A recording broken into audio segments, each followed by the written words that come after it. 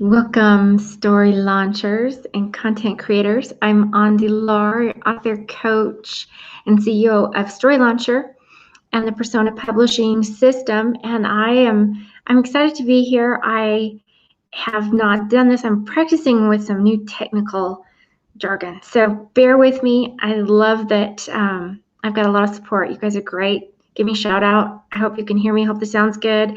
And you'll understand why we're practicing on improving our sound quality in a moment. So bear with me. I'm going to get going here. I'm so happy to have you here this evening for the Storytime Show.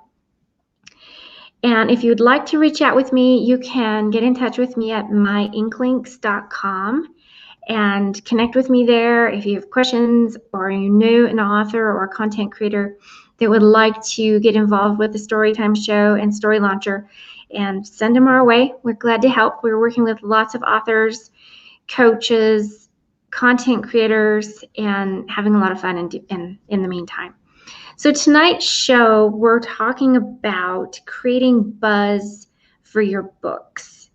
And there's so many opportunities out there to create the word on the street and gain readership for your books.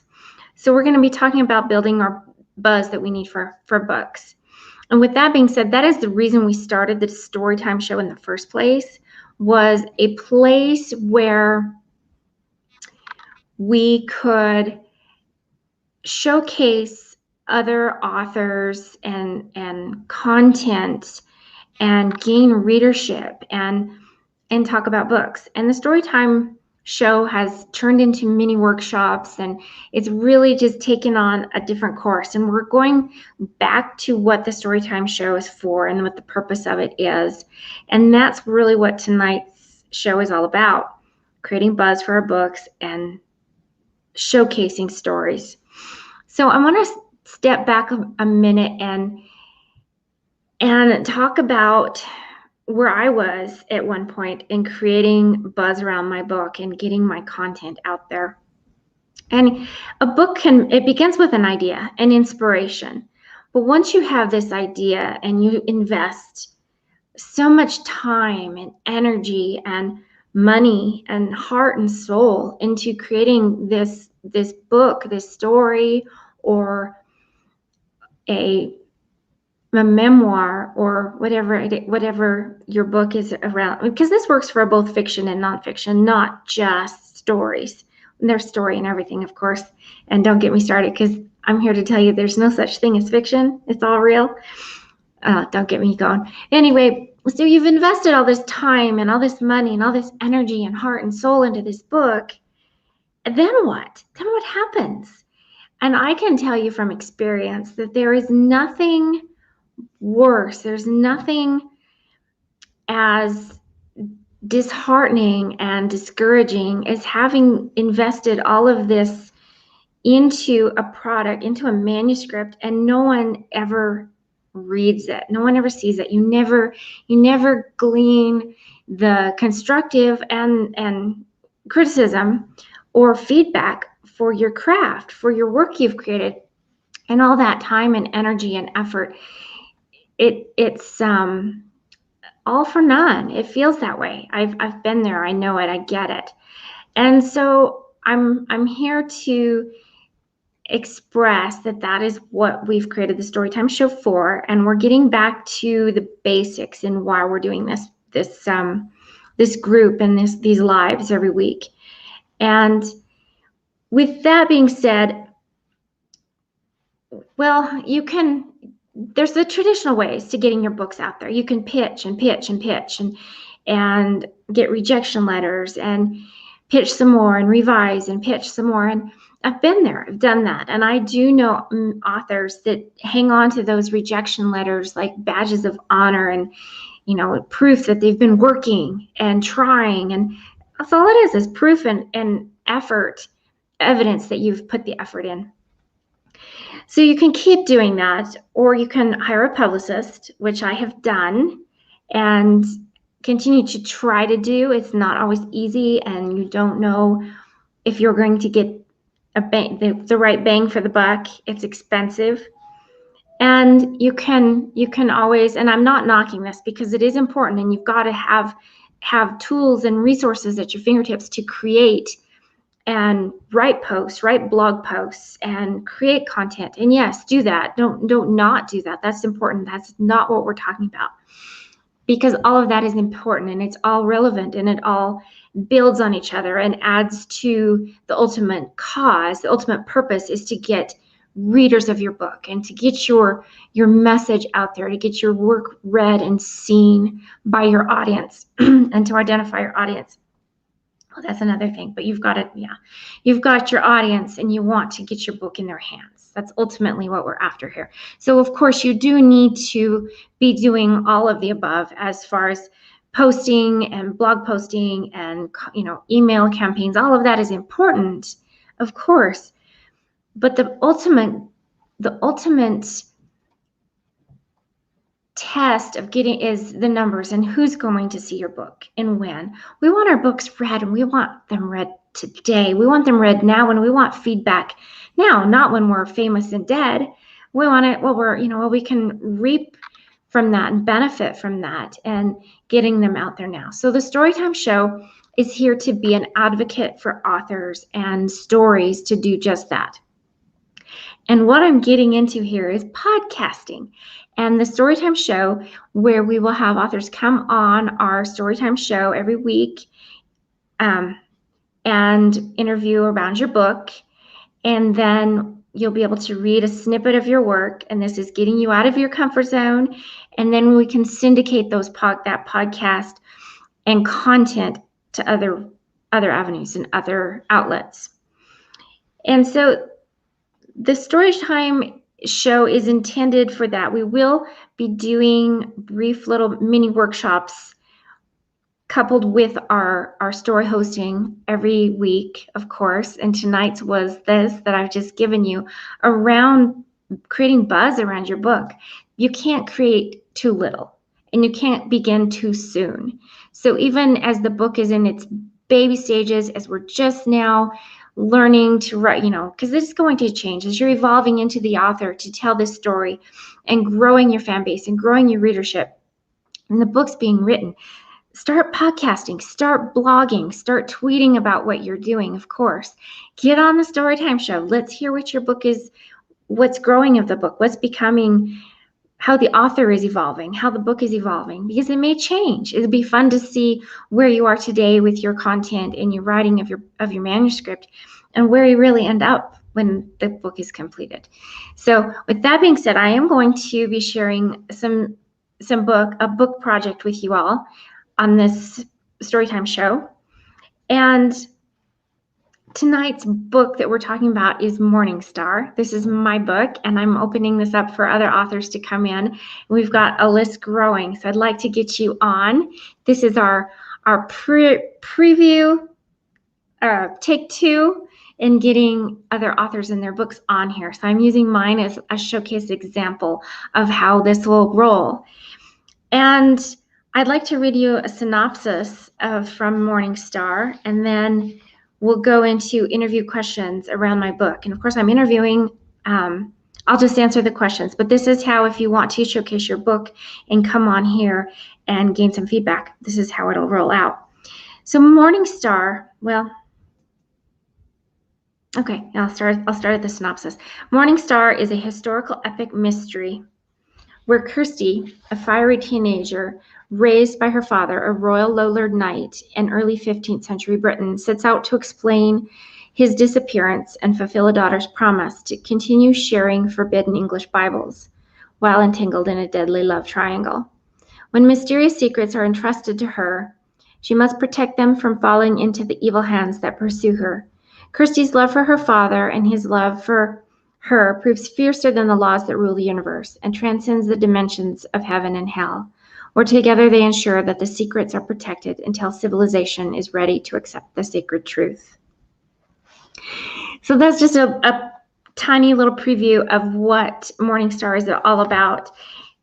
And I'd like to read to you a little bit about the mission of this book and why it was written in the first place. And it really evolved when I I started writing the book, I was interviewing my dad to work on his memoir and biography around his artwork.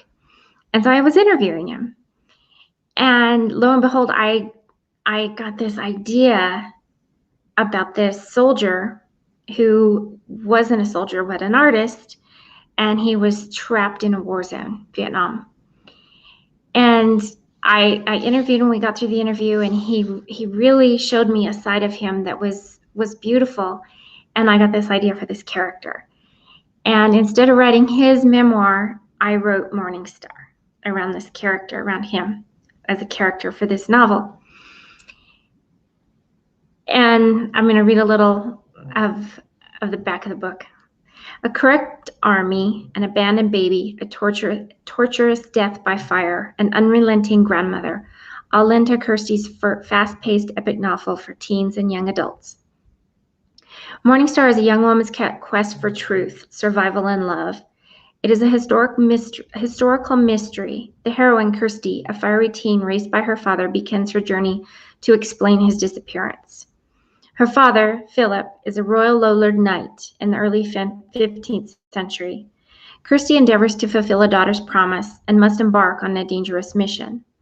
The mysterious secrets entrusted to her must be protected from falling into the evil hands that pursue her. Kirsty's love for her father and his love for her proves fiercer than the laws that rule the universe and transcends the dimensions of heaven and hell. Members of the Crown and the Church pursue Kirsty in London. She finds refuge in a friendship of a young man, William, and together Kirsty, William, and Philip, from the reaches of heaven, fight to preserve the ancient secrets from evil until civilization is ready to accept the sacred truth. And so what inspired me, I told you what inspired me to write Morning Star was the character, the gift of this character, Philip. And I've written my book for teens and young adults. It's an epic written for everybody, but there's no explicit scene, so it's categorized as teens and young adults, I guess. The mission for Morning Star is to really start a conversation, to begin this conversation around what the sacred feminine is and why we know so little about it. And in researching this novel, I learned truths and conversations and very untold, unrecognized, unspoken pieces of history that really ignited a fire in me. And the more I learned and the more I wrote, the more I wanted to know, and the more I researched and dug, the deeper I dug. And I continue to do that. And I think the premise wasn't really there when I began Morning Star. It evolved into being this story about this girl who discovers that God has a feminine side, and God has been portrayed across the centuries as a man, and all aspects of the gospel that are referred to God as a female were removed or changed. And she knows this power and this truth that the Church of England in the 15th century is aware of, and they're going to stop at nothing to preserve and protect this truth from being shared to the public. And it's a fiction novel, but I found so much in the story and in the research that must be gleaned, must be shared, must be shouted from the rooftops.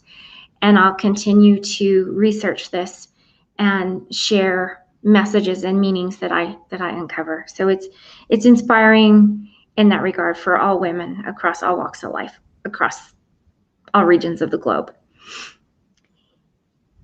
My greatest struggle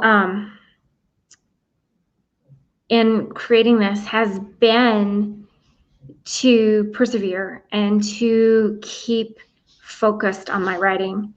And, you know, life happens. I have a family, I have a ranch, I have cows and, you know, jobs, and it's really challenging. I have to get up early every day, and writing has to become a priority or it doesn't happen.